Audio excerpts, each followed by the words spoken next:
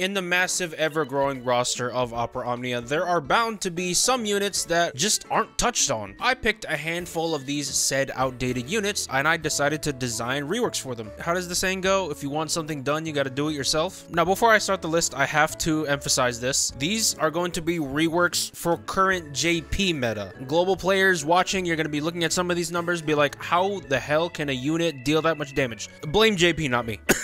Also, for my reworks, I'm not going to include like all the complicated stuff, the brave damage up, the HP damage up, the brave cap up. I'm not going to include all that. I'm just going to keep it as simple as possible. Starting off with the first outdated unit, I picked Agrias. A lot of people really liked her when she came out. I really liked her when she came out. She was very fun to use. And it's sad that she hasn't been touched on ever since. The latest rework she ever got was with her C90. It's a damn shame, and it only plays into the meme that Final Fantasy Tactics characters will always get the shaft. So Agrias as a unit, her main roles are going to be paralysis and batter. Starting off with her skills, Knight's Pride, her skill 1 originally does 3 HP attacks with 150% splash, but we're changing that to 6 HP attacks with 150% splash. Judgment Blade, her skill 2, the old one has 3 AoE HP attacks, and it has an inherent 25% chance to group paralyze. My rework is going to make it 5 AoE HP attacks, and I upgraded it from 25% to 50% chance. In case you don't have any of the other buffs or effects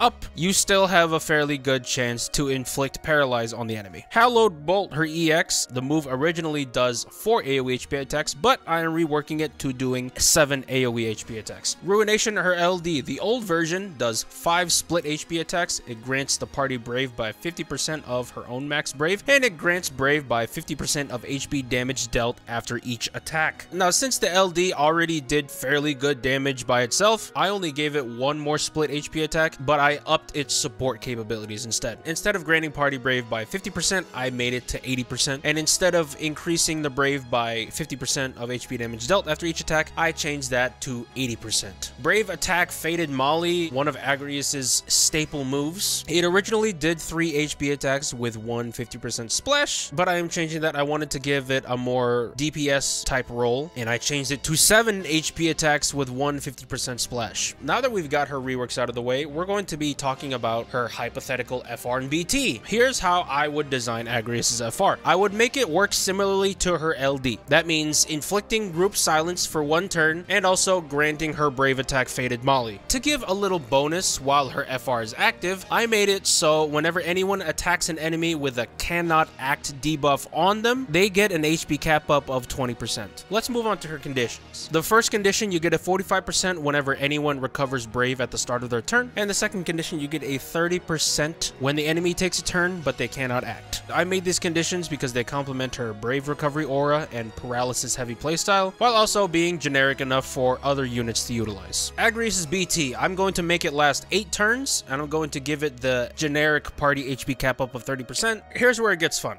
I'm including a 100% party debuff evasion, and I'm also giving it a 100% debuff rate up. Debuff evasion is based off of her overhead ability. With her BT, I wanted to apply that to everyone, not just Agrias. The debuff rate up is based off her C65. However, it only being a C65, it's not that practical really for Agrias. I decided to just include the debuff rate up in her BT outright. And lastly, because I think they're really cool, I'm giving Agrias a follow-up attack. Her BT follow-up attack will trigger after Agrias attacks. It is a total of 5 split HP attacks, and it grants the party Brave by 50% of her own max Brave. And I'm taking that effect from her LD. You get it? You got it? Good. Let's move on to the next outdated unit I chose. I chose Selphie. Now, to this day, Selphie remains probably the best LD only unit in the entire game, but nonetheless, I do think it would be really cool if she had an FR and BT. Her main roles are going to be that of launch and battery. Her skill 1 does 1 AoE HP attack, and it heals the party by 100% of HP damage dealt, but only up to 30% of the max Brave. I'm changing that, and instead of doing 1 AoE HP attack, I'm making it do 6 AoE HP attacks, and I am slightly tweaking the healing aspect. I'm raising the limit from 30% of max HP to 50% of max HP to me, Drain was weird because while it did heal, the limitation on how much you could heal didn't allow it much to be a very good burst option.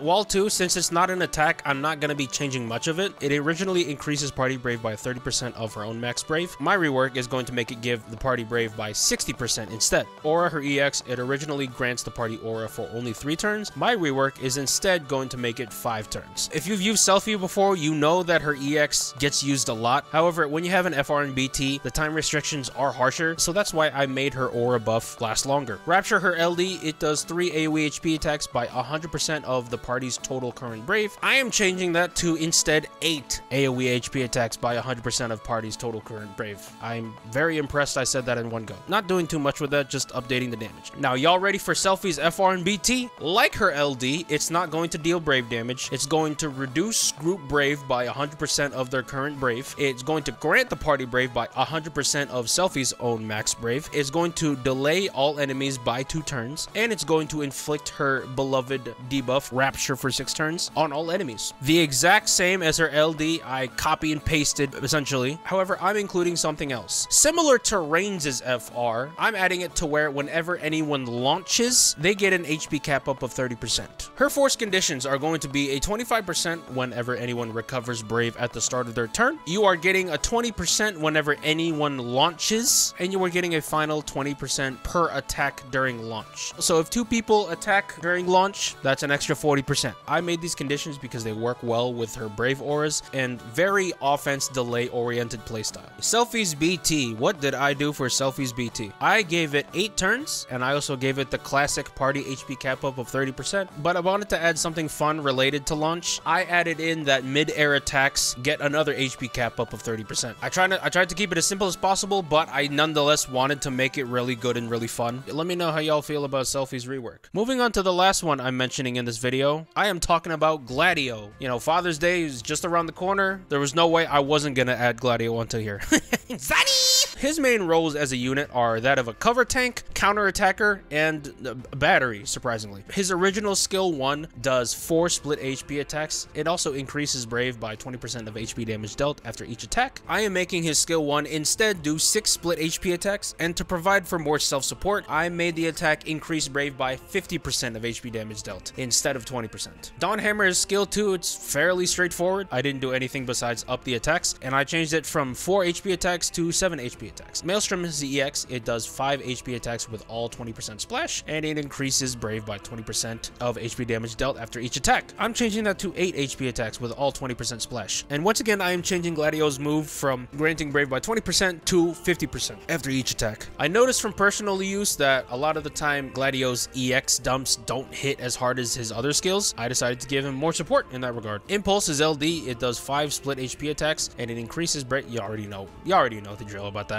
I'm reworking it to where it does 6 split HP attacks instead. I also upped the self-support in the move by changing from 20% to 50% here. Blink counter originally does 2 HP attacks with 1 50% splash. I'm slightly improving that, and I'm changing it to 3 HP attacks with 2 50% splash. Let's move on to Gladio's FR. It's going to again work similarly to his LD in that it grants both Blink and Royal Guard. I gave him 3 conditions. Typical in tanks with FRs, the first condition gives a 40% whenever Gladio receives at least 0 Brave or HP damage. Basically, he just has to get hit. The second condition gives a 40% bonus whenever anyone's using a melee ability, and I took that straight from Iris's FR, by the way. The last condition gives a 5% bonus per attack that deals Brave damage, off turn included, and I based this one off of core. Gladio's BT, I kept it very simple for him. I made it last 8 turns with a party HP cap up of 30%. However, I am making Gladio's counter trigger twice.